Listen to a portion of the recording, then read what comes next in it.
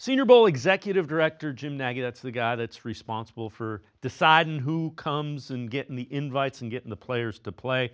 Talked about Jalen Milroe and how he reminds him of a quarterback a few years back.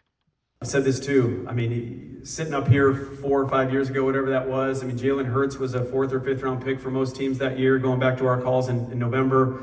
Jalen Milroe is certainly higher than that on most teams' board right now, so at least he's starting the process at a better place. And I hope none of you ask me if we're playing Jalen Milroe at running back like you did with Jalen Hurts that one year. But so Jalen's got a really cool opportunity right now to help himself like Jalen Hurts did. So Kenny, we use Jalen Hurts as an example because he'll be playing in the Super Bowl. He'll be playing in his second Super Bowl. And you heard Nagy kind of refer to it. There were people that wanted him to play running back so they could get a look at him as a running back in the Senior Bowl. And Jalen Milroe has been, if he was a running back, he'd be a draftable running back. Again, I wouldn't run right out there and take him near the top of the draft, but guys do develop, and it's not a science. And right now, the problem has been the Browns haven't developed one in so many years. Here's the way I look at Jalen Milroe in this entire quarterback class. They are not going to be day one starters, year one starters. So even if you draft Cam Ward or Shedeur Sanders, I don't think they're year one starters. They're going to have to sit at least a half of a year, if not the entire year, right?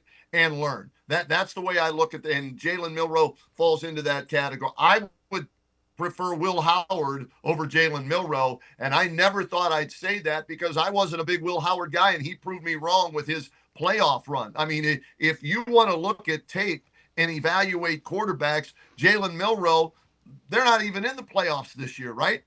Will Howard, yes, was horrible in the loss to Michigan, but beat Tennessee, Oregon, Texas, and Notre Dame with one of the best quarterback runs you'll see against those type of opponents in college football playoff history.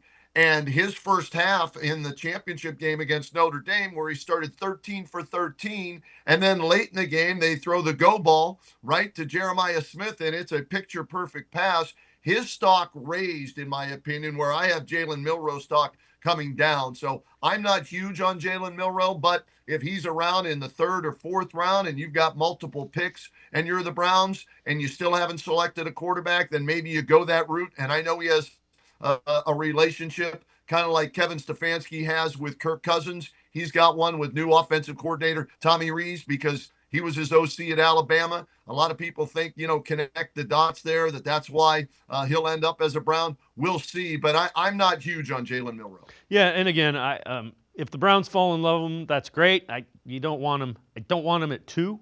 I certainly don't want him at 2 because I think it's too risky.